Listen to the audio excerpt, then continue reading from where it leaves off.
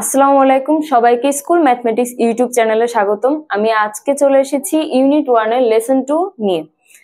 আজকে আমাদের lesson 2 topic হচ্ছে গার্ল বাই জ্যামাইকা কিনকেড। চলো শুরু করা যাক। Girl is a short story by Jamaica Kincaid. মানে গার্ল এই যে গল্পটা সেটা একটি ছোট্ট গল্প যেটা লিখেছেন জ্যামাইকা কিনকেড। ফার্স্ট পাবলিশড ইন 1978, যেটি 1978 সালে প্রকাশিত হয়েছিল।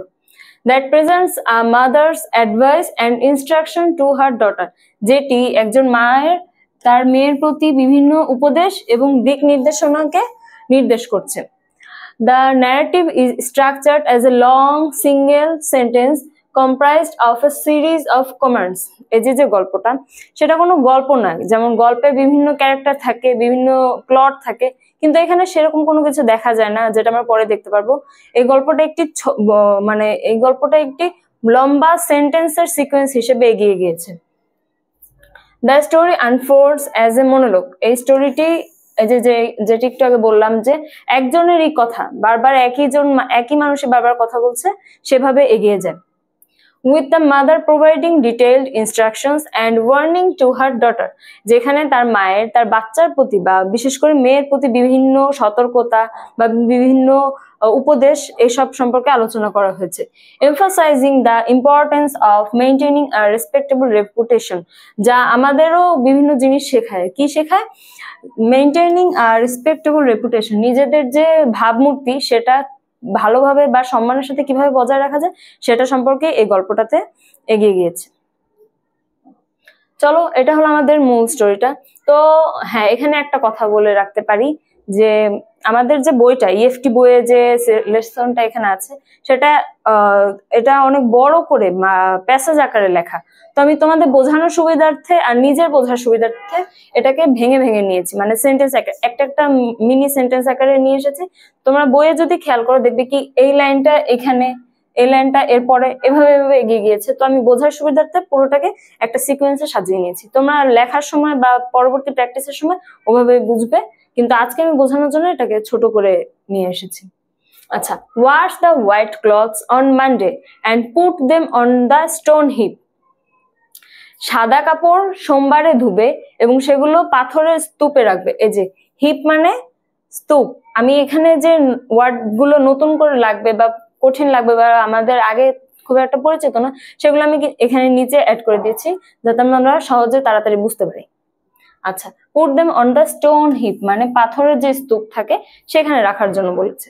Wash the colour clothes on Tuesday মানে মঙ্গলবারে যে রঙিন কাপড়গুলো সেগুলো ধোয়ার জন্য বলেছে। And put them on the clothes line to dry, এবং সেগুলোকে যে কাপড় শুকানো দড়ি সেখানে টাঙিয়ে দেওয়ার জন্য বলা হয়েছে। Don't walk bare head in the hot sun, গরম রোদের মধ্যে বা উত্তপ্ত রোদের মধ্যে খালি মাথায় না হাঁটার জন্য বলা হয়েছে। মানে এগুলো হলো যে আমরা আগেই জেনেছি যে একজন মায়ের তার সন্তানের প্রতি বা বিশেষ করে তার মেয়ের প্রতি বিভিন্ন ইনস্ট্রাকশন, যে এটা করো না, সেটা করো, সেটা করো না, এটা করো। আমাদের মা আমাদের ছোটবেলা থেকে বিভিন্ন কিছু বলে বলে শিখায়। তো এই যে প্রেক্ষাপটটা এটা বাংলাদেশের না, যেমন মিস্টার মতি বাংলাদেশের প্রেক্ষাপটে একটা গল্প ছিল, কিন্তু এই স্টোরিটা হলো ক্যারিবিয়ান বা নর্থ আফ্রিকান দেশের স্টোরি। কিন্তু মেয়ের প্রতি মায়ের ইনস্ট্রাকশন তো সব দেশেই থাকে, আমাদের দেশেগুলো একরকম, তো এই দেশেরটা একরকম। তো আমাদের কিছু কিছু রিলেটেবল লাগতেও পারে, কিছু কিছু নট রিলেটেবল হতে পারে। আচ্ছা, আমরা কন্টিনিউ করি। Don't walk bare head in the hot sun মানে খালি মাথায় বা নগ্ন মাথায় রোদের মধ্যে না হাঁটতে বলা হয়েছে। Cook pumpkin fritters in very hot sweet oil, যে আমরা তো কুমড়া ভাজি খাই, তো কুমড়ো ভাজিগুলো কি বলা হয়েছে যে উত্তপ্ত গরম তেলে, অনেক উত্তপ্ত গরম তেলে যাতে সেগুলো ভাজা হয়। ফ্রিটার্স মানে এখানে আমরা পাকোড়া বা ভাজা বা যে এর ধরনের আইটেম বুঝতে পারি। Soak your little clothes right after you take them off, এটা আমাদের মাও বলে যে বাসা থেকে বাইরে থেকে আসলে ওই ময়লা কাপড় পরে না থাকতে, সেগুলোর সাথে সাথে ধুয়ে ফেলার জন্য বা অন্তত ভিজিয়ে রাখার জন্য যাতে পরে ধোয়া যায়। তো এখানেও সেটাই বলা হয়। When buying cotton to make yourself a nice blouse, যখন তোমার জন্য কটন কিনবে বা ব্লাউজ বানানোর জন্য, আমরা এখানে ব্লাউজ বলতে উপরে পরিধেয় যে কোনো পোশাকই বোঝাতে পারি। টপস হতে পারে, সেটা শর্ট টপস হতে পারে, ক্রপ টপস হতে পারে, বা ব্লাউজও হতে পারে। Be sure that it doesn't have gum on it, এখন এই জিনিসটা তোমাদের কাছে অনেকের কাছে অপরিচিত লাগতে পারে যে কটন বা ড্রেসে গাম লাগে কিভাবে। এটা অ্যাকচুয়ালি গাম যে ওরকম না, এটা হলো একটা অ্যাডহেসিভ ম্যাটেরিয়াল বা এক ধরনের ম্যাটেরিয়াল আমরা যে কাপড়ে যখন মার ব্যবহার করি বা স্টার্চ টাইপের এলিমেন্ট যেটা কাপড়ের দৃঢ়তা বজায় রাখে। কিন্তু যখন বাজার থেকে সেই কাপড়টা কিনি, যদি আমরা কিনি সেই মার লাগানো কাপড়, সেটা পরবর্তীতে ইউজ করলে খুব একটা ভালো রেজাল্ট পাওয়া যায় না। এর জন্য কাপড় দুই ধরনের হয়, একটা হলো গিয়ে এই অ্যাডহেসিভ ম্যাটেরিয়ালস দেয়া, আর একটা হলো অ্যাডহেসিভ ম্যাটেরিয়ালস ছাড়া। তো তার মা তাকে সেই অ্যাডহেসিভ ম্যাটেরিয়ালস বা স্টার্চ ম্যাটেরিয়ালস বলতে গাম বুঝিয়েছে এগুলো ছাড়া পোশাকগুলো কেনার জন্য। Because that way it won't hold up well after wash. যে একটু আগে যেটা বললাম, এই অ্যাডহেসিভ ম্যাটেরিয়াল দেয়া ফেব্রিক কিনলে সেগুলো খুব একটা ভালো রেজাল্ট দেয় না বা আস্তে আস্তে সেগুলো নেতিয়ে যেতে পারে। এর জন্য তার মা তাকে ইনস্ট্রাকশন হিসেবে এটা বলে দিয়েছে। এরপরে পেজে দেখি, soak salt fish overnight before you cook it. যেমন বলা হয়েছে যে লবণাক্ত যে মাছগুলো বা সামুদ্রিক যে মাছগুলো সেগুলো রান্না করার আগের দিন রাতেই ভিজিয়ে রাখতে। তারপর, is it true that you sing benna in Sunday school. এই যে একটা নতুন ওয়ার্ড দেখো, বেন্না। এখান থেকে আমরা অনেক প্রশ্ন আসতে পারে যে বেন্না মানে কি। তো আমি তোমাদের জন্য এটা এখানে লিখে দিয়েছি, বেন্না মানে কি।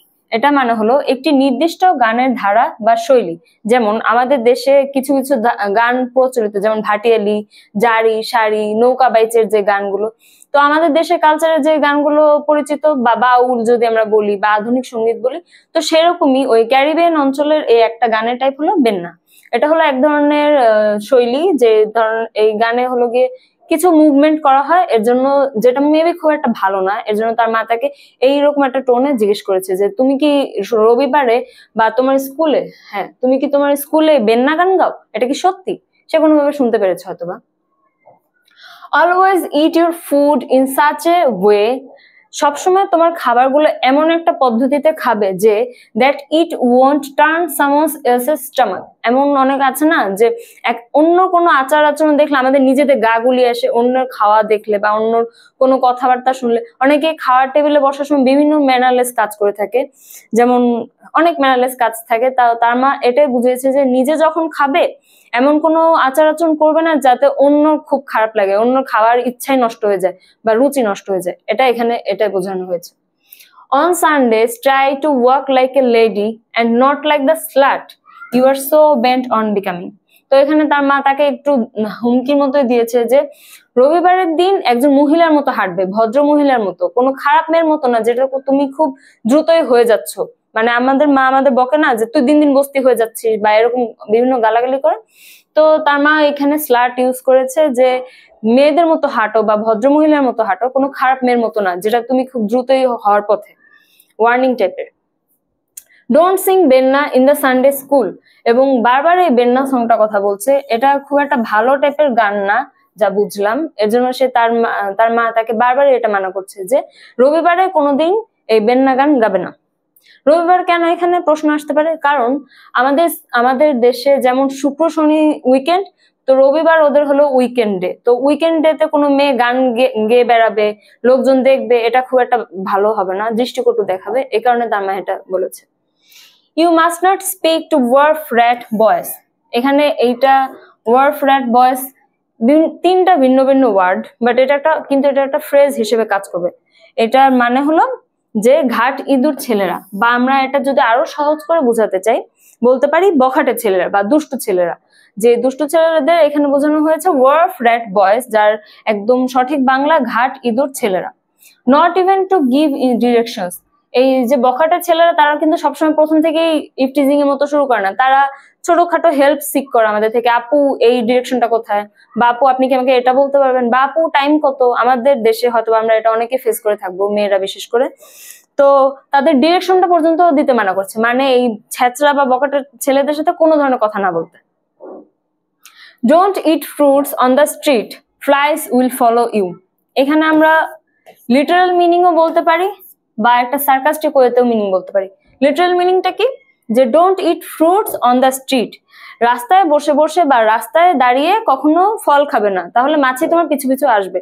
তো এখানে আসলে বলা হয়েছে যে আমরা যদি রাস্তায় আমাদের কোনো গুণ দেখাই, রাস্তায় হাঁটতে হাঁটতে যদি আমরা গান গাই বা আমরা খুব আমাদের চেহারা খুব একটা প্রকাশ করি বা রিভিলিং টাইপের কোনো কিছু করি, তখন আশেপাশে অনেক ছেলেরা আমাদের ফলো করা শুরু করবে। যদি আমরা একটু ভদ্রভাবে চলাফেরা করি, মানে সাধারণ দৃষ্টিতে ছেলেদের দোষ বেশি থাকে, তারপরও যে ওরকম ভাবে চলাফেরা না করতে যাতে ছেলেরা ফলো করতে করতে চলে আসে। But I don't sing বেন্না on Sundays at all. এতক্ষণ ধরে আমরা দেখলাম তার মা কত কত কথা বললো, তার মাই এতক্ষণ ধরে কথা বলেছে, যেহেতু আমরা আগেই দেখেছিলাম একটা মনোলগ, ডায়ালগ না। ডায়ালগ হলে কথোপকথন দুই বা ততোধিক পার্সনের মধ্যে হয়, কিন্তু এটা একটা মনোলগের মতো কাজ করেছিল। কিন্তু এতক্ষণ পর মেয়েটা একটা মাত্র রেসপন্স করে, কি সেটা? But I don't sing বেন্না on Sundays at all and never in Sunday school. মেয়েটা এতক্ষণ পর রিপ্লাই দিয়েছে, মা আমি তো কখনো বেন্না গান গাই না রবিবারে, স্কুলে তো কখনোই না, এটাই বলেছে।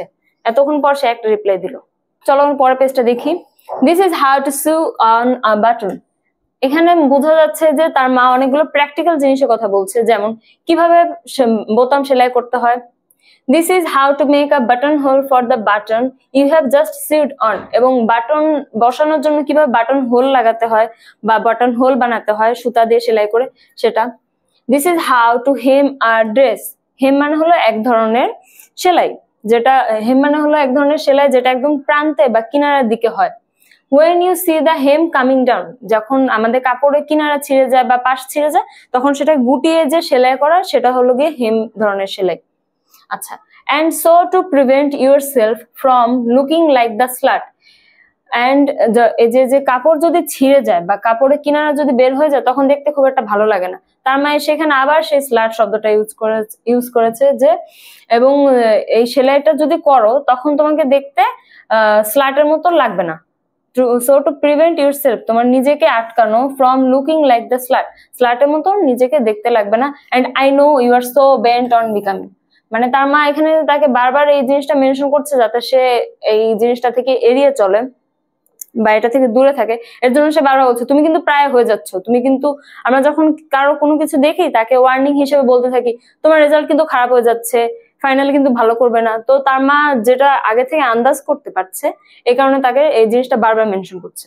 ওকে, this is how you iron your father's khaki shirt. এখানে আয়রন করা, ইস্ত্রি, আয়রন বলতে ইস্ত্রি করার বোঝানো, যে তোমার বাবার খাকি যে ড্রেস, সেই ড্রেসটা এভাবে আয়রন করতে হয়, that it doesn't have a crease. আচ্ছা, ক্রিজ এখানে একটা নতুন শব্দ। ক্রিজ মানে কি চলো দেখি। ভাঁজ পড়া। কোনো কাপড় যখন আয়রন করা না হয়, বিশেষ করে সুতি কাপড় একটু এলোমেলো ভাবে রাখলে সেগুলো ভাঁজ পড়ে যায়। তো তার বাবার খাকির ড্রেসটা যাতে ভাঁজ না পড়ে, তার জন্য কিভাবে আয়রন করতে হবে সেটাই তার মা তাকে দেখিয়ে দিচ্ছে। এখানে আমরা বুঝতে পারছি যে এখানে হয়তো কোনো প্র্যাকটিক্যাল কাজ চলছে, যে এইভাবে এটা করতে হয়, সেভাবে সেটা করতে হয়, কারণ শুধু মুখে বলে বলে তো এগুলা বোঝানো সম্ভব না। This is how you iron your father's khaki pants so that they don't have a crease. আচ্ছা, আগেরটা ছিল খাকি শার্ট, পরেরটা হলো খাকি প্যান্ট, একই বিষয়। This is how you grow okra far from the house. এবং এভাবে তুমি ঢেঁড়সও বাড়ির থেকে দূরে দূরে প্রস্তুত করবে, বা ঢেঁড়সের চারা বা ঢেঁড়স গাছটা বাড়ি থেকে দূরে লাগানোর জন্য বলছে। Because okra tree harbours red ants, কারণ ঢেঁড়সে লাল পিঁপড়া ওঠে। ঢেঁড়স যে গাছটা, সেই গাছে প্রচুর পরিমাণে লাল পিঁপড়া টানে। তো এই গাছ যদি বাড়ি থেকে দূরে করে, তাহলে লাল পিঁপড়া বাড়ি থেকে দূরে থাকবে। When you are growing the sheen, make sure it gets plenty of water. এখানে এটা বলতে বোঝানো হয়েছে কচু। দাসিন হলো গিয়ে ওল কচু বা কচু, যেটা মাটির নিচে হয়, আমাদের দেশেও এটা হয়, তো আমরা সবাই এর সাথে পরিচিত। Make sure it gets plenty of water.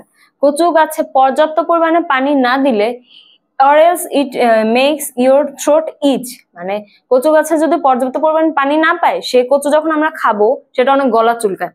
এটা জানতাম না, নতুন ইনফরমেশন। যাই হোক, your throat itch when you are eating it। তো তার মানে আমরা এটা বুঝলাম যে যেই কচু শাক খেলে বা যেই কচু খেলে গলা চুলকায়, সেটা পর্যাপ্ত পানি পায়নি, আর যেটা খেলে গলা চুলকায় না, সেটা হলো পানি পেয়েছিল পর্যাপ্ত। New information.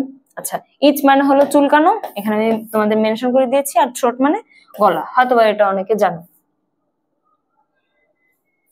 চলো নেক্সট স্লাইডে যাওয়া যাক। This is how you sweep a corner. This is how you sweep a whole house. Maybe তার মা তখন অলরেডি ঘর মুছছিলই যখন তাকে দেখায় যে এভাবে তুমি ঘরের কোণা পরিষ্কার করো, এভাবে তুমি পুরো ঘরটাই পরিষ্কার করো। আচ্ছা, this is how you sweep a yard, এবং এভাবে তুমি তোমার উঠান পরিষ্কার করো। আমাদের ঢাকা শহরে তো উঠান অত দেখা যায় না, আমাদের ঢাকা শহরে রুম হিসেবে থাকে, ফ্ল্যাট হিসেবে থাকে, কিন্তু এখনো গ্রামে বা বিভিন্ন অঞ্চলে দেখা যায় যে বাড়ির সামনে বড় একটা উঠান থাকে। তো ওই উঠানও কিন্তু ওই বাড়ির মেয়েদেরই পরিষ্কার করা লাগে। তো সেভাবে দেখানো হয়েছে যে, কারণ আমরা ভাবতে পারি উঠান পরিষ্কার করা বা ঝাড়ু দেয়া কি এমন কাজ, কিন্তু প্রত্যেকটা কাজেরই টেকনিক থাকে, শর্টকাট থাকে বা প্রপার ওয়ে থাকে। তার মাথাকে সেটাই দেখাচ্ছে যে কিভাবে বাড়ির উঠান, বাড়ির প্রত্যেক কোনায় কোনায় বা বাড়ির যে ঘর বাড়ি কিভাবে পরিষ্কার করতে হয়। This is how you smile to someone when you don't like too much, and this is how you smile to someone when you don't like at all. আমাদের পছন্দের মানুষ সামনে থাকলে বা পছন্দের মানুষের সাথে কথা বলতে গেলে মুখের হাসি এমনিই চলে আসে, আবার যদি কাউকে অপছন্দ না করি তখনও হাসি একরকম হয়ে যায়। তো তার মা তাকে শিখাচ্ছে যে এক্সপ্রেশন কার সামনে কিভাবে দিতে হবে। আচ্ছা, this is how you smile to someone you like completely, এবং যাকে তুমি খুব পছন্দ করো, একদম পুরোপুরি ভাবে পছন্দ করো, তার সামনে কিভাবে হাসবে। This is how you set a table for tea, and this is how you set a table for dinner, and here is this is how you set a table for dinner with an important guest. এখানে তিন ধরনের table set করার কথা বলা হয়েছে। যেমন আমরা সন্ধ্যার সময় বা সকালবেলা কি খাই, চা নাস্তা খাই, চা নাস্তা খাওয়ার সময় টেবিল কিভাবে সাজাতে হয়, রাতে ডিনার করার সময় টেবিল কিভাবে সাজাতে হয়, এবং ডিনার যদি কোনো গেস্ট আসে তার সামনে টেবিল কিভাবে সাজাতে হয়, এই সবকিছুই তার মাতাকে শেখানোর চেষ্টা করছে। This is how you set a table for lunch. This is how you set a table for breakfast. আগের স্লাইডে আমরা দেখেছি তিন ধরনের টেবিল সেট করার কথা, এখানে আরো টেবিল সেট করার কথা বলা আছে। যেমন লাঞ্চের সময় কিভাবে টেবিল সেট করতে হবে, ব্রেকফাস্টের সময় টেবিল কিভাবে রেডি করতে হবে। This is how to behave in the presence of men who don't know you very well. এবং একজন অপরিচিত মানুষের সামনে নিজেকে কিভাবে প্রেজেন্ট করতে হবে সেটাও তার মা তাকে শিখিয়ে দিচ্ছে। And this is where they won't recognize immediately the slut I have warned you against becoming. আচ্ছা, তার মা মনে হয় তার অনেক কিছুই নোটিস করেছে, এর জন্য তাকে বারবার বকাবকি করছে। আচ্ছা, and this way they won't recognize, একজন অপরিচিত মানুষের সামনে যদি ভদ্রভাবে প্রেজেন্ট করো নিজেকে বা উপস্থাপন করো, তখন তোমাকে তারা স্লাট বা খারাপ মেয়ে ভাববে না, যেটা আমি তোমাকে বারবার ওয়ার্নিং দিচ্ছি।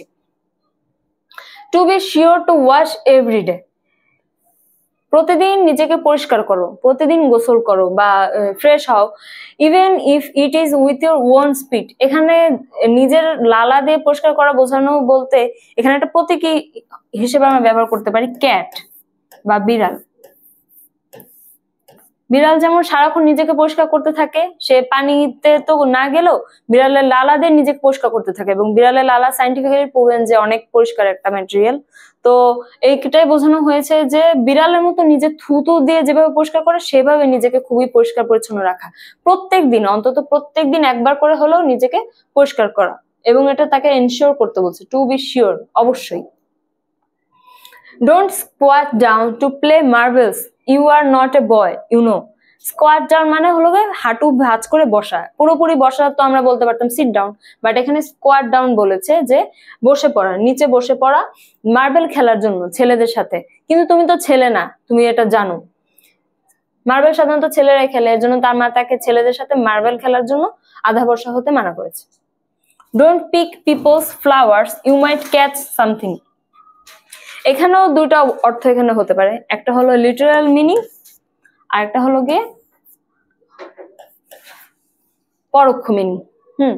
তো অন্যের ফুল নিও না, মানে রাস্তাঘাটে অনেক সময় অনেকে অনেক কিছু দেয়, যেটা আমাদের দেশের মায়েরা বা মুরব্বীরা মানা করে যে অপরিচিত কারো কিছু দেয়া খাবে না বা অপরিচিত কারো কিছু দেয়া নিবে না। তো এখানে এটা মিন করেছে যে মানুষের দেয়া ফুল নিবে না, ইউ মাইট ক্যাচ সামথিং। ফুলের মধ্যে কি থাকতে পারে, ফুলের মধ্যে বিভিন্ন যে চেতনানাশক দ্রব্য দিয়ে দিতে পারে বা হ্যালুসিনেশনের ম্যাটেরিয়ালস থাকতে পারে। তো সেফ থাকার জন্য কারো থেকে, বিশেষ করে অপরিচিত কারো থেকে ফুল না নেওয়ার জন্য তার মা তাকে বলেছে। Don't throw stones at black birds because it might not be a black bird at all. Throw stones at black birds, এখানে কালো পাখির দিকে পাথর ছুঁড়ে মারতে মানা করছে, কারণ সেটি কালো পাখি নাও হতে পারে। এখানে বোঝানো হয়েছে যে কাউকে তার অ্যাপিয়ারেন্স দিয়ে জাজ না করা। যেমন আমরা অনেক সময় বুলি করি মানুষকে যে এরকম মোটা, কালো, লম্বা, খাটো, বেটে, তোতলা। আমাদের দেশে অনেক কালচারই আছে, অনেক কিছু নিয়ে আমরা মানুষকে ছোট করে থাকি। তো আমরা যাকে ছোট করছি সে যে সেটা খুব ভালোভাবে নিবে বা মজা করে হলে বললেও সে যে সেটা ভালোভাবে নিবে তার কিন্তু কোনো গ্যারান্টি থাকে না। তো সবসময় সবকিছুর দিকে এরকম পাথর ছুঁড়ে মারা বা সবসময় দুষ্টুমি না করাই উচিত। এটা তার মাতাকে বলেছে যে মনে করো যে আমরা কাউকে একটা কিছু বললাম কিন্তু সে সেটা রিটার্নে আরো আমার চেয়ে আরো বড় কিছু দিল, তখন সেটা আমি সহ্য নাও করতে পারি। এর জন্য যে ওই কালো পাখির দিকে পাথর ছুঁড়ে মারো না, সেটা কালো পাখি নাও হতে পারে। এখানে একটা প্রতীক অর্থে বোঝানো হয়। This is how to make a bread pudding. এটাও একটা ফুড আইটেম। তার মা নিশ্চয় বানিয়ে বানিয়ে দেখাচ্ছে যে এভাবেই ব্রেড পুডিং বানাতে হয়। পরের স্লাইডে দেখি, this is how to make a doukona. এখানে কি ডোকোনা মানে হলো ক্যারিবিয়ান বা আফ্রিকান একটা খাবার। এই যে এই গল্পটা যেখানে সেখানে একটা খাবারের আইটেম, লোকাল খাবার। This is how to make pepper pot. মানে এই যে পেপার পট, একটা পেপার হলো গিয়ে এক ধরনের মশলা, সেটার জন্য পাত্র কিভাবে বানাতে হয় সেটাও তার মাতাকে দেখাচ্ছে। This is how to make a good medicine for cold. আমরা আমাদের দেশে এই কালচারটা আছে যে ঠান্ডা লাগলে বা সর্দি লাগলে আমরা তুলসী পাতা খাই, মধু খাই, আদার রস খাই, কালিজিরা তেল খাই, বা আমরা বিভিন্ন ধরনের বিভিন্ন হোম রেমেডিস যেগুলো সেগুলো ট্রাই করি। তো তার মাতাকে এখানে কিভাবে ঠান্ডার জন্য ওষুধ বানাতে হয় সেটা দেখাচ্ছে। This is how to catch a fish. এবং কিভাবে মাছ ধরতে হয়, বড়শি দিয়ে হোক বা যেভাবে হোক কিভাবে মাছ ধরতে হয়। This is how to throw back a fish you don't like. মাছ ধরার সময় অনেক মাছ আছে যেটা আমরা খাই না বা আমাদের পছন্দ না, সেটাকে কিভাবে আবার ছুঁড়ে ফেলতে হয় সেটাও তার মা দেখাচ্ছে। and that way something bad won't fall on you। এবং এর মাধ্যমে তোমার উপর কোনো দায়ভার পড়বে না। আচ্ছা, this is how to bully a man and this is how a man bullies you. একজন মানুষকে কিভাবে ছোট করতে হয় সেটা, এবং একজন মানুষ যখন তোমাকে ছোট করবে সেটা। এখানে মনে হয় বলা হয়েছে যে যদি তুমি কাউকে ছোট করো সেও অবশ্যই তোমাকে ছোট করবে, এটাই বোঝানো হয়েছে। বুলি মানে হলো গিয়ে তিরস্কার করা। এই জিনিসটা লেখা নেই, লিখে দিই।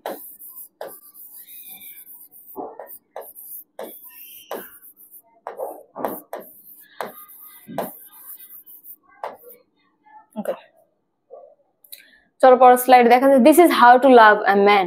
কিভাবে একজনকে ভালোবাসতে হয় সেটাও তার মা তাকে দেখাচ্ছে। And if this doesn't work there are other ways. এবং এই ভালোবাসার পরও যদি সেটা কাজ না হয় আরো অনেক উপায় আছে। কি, and if they don't work don't feel too bad about giving up. এবং তারপরও যদি কাজে না দেয় ছেড়ে দিতে বা গিভ আপ করতেও দ্বিতীয়বার ভাববে না এবং খারাপ বোধ করবে না।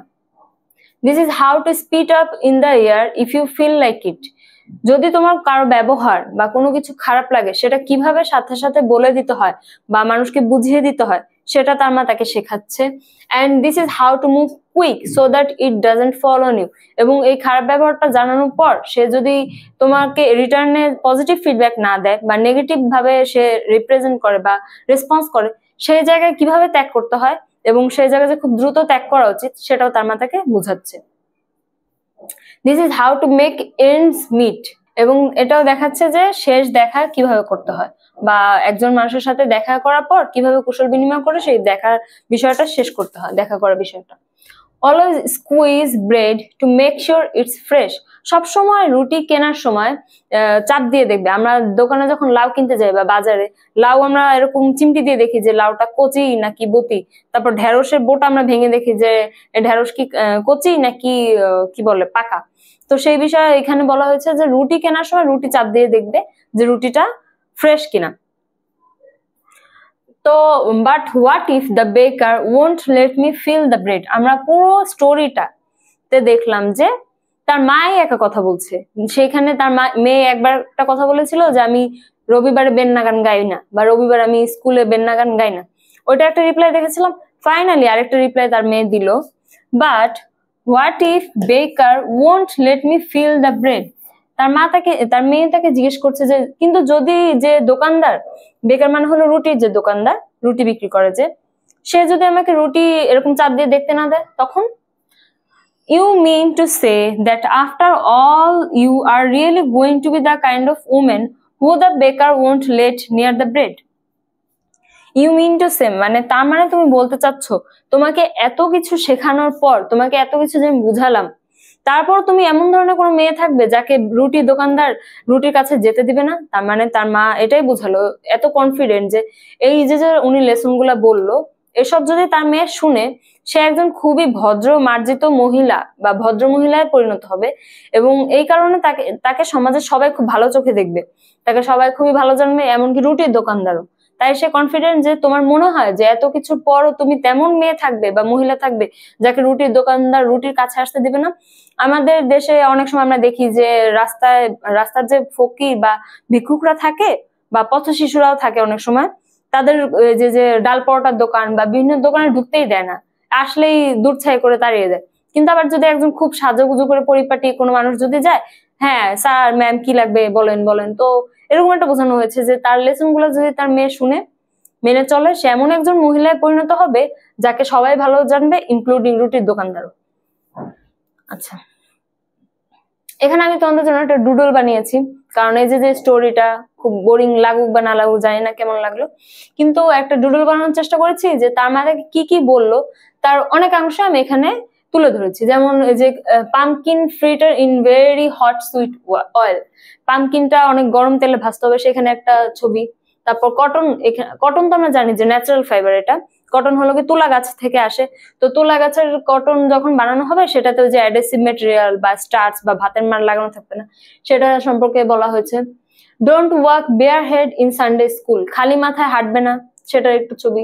তারপর হোয়াইট ক্লথস মানডেতে শুকাতে দিতে বলা হয়েছে। তারপর এখানে আমরা দেখছি যে squeeze bread to make sure it's fresh, এবং রুটিকে চাপ দিয়ে দেখতে বা শুকে দেখতে যে জিনিসটা ফ্রেশ, সেটাও একটু ছবি দেওয়া আছে। এবং this is how to make bread pudding, bread pudding কিভাবে বানাতে হয় সেটা সম্পর্কে বলা আছে। তো সবকিছু একটু একটু করে তুলে ধরার চেষ্টা করা হয়েছে। আশা করি তোমাদের সবাই ভালো লাগবে এবং আশা করি তোমাদের এই লেসনটা ভালো লেগেছে। তোমার বাসায় প্লিজ সবাই একটু রিভিশন দিয়ে পড়াশোনা করবে, কারণ আমি পড়ানোর পর যদি তোমরা নিজেরা না পড়ো সেটা বুঝতে পারবে না। আর আমি তোমাদের পড়িয়েছিলাম এটা অনেকটা পোয়েমস আকারে, ছোট ছোট স্লটে ভেঙে, কিন্তু তোমাদের বইতে এটা হলো একটা হোল প্যাসেজ আকারে দেয়া, তো তোমাদের সেটাও নিজেদের পড়তে হবে। আশা করি পরবর্তী ক্লাসে দেখা হবে। ধন্যবাদ সবাইকে, আসসালামু আলাইকুম।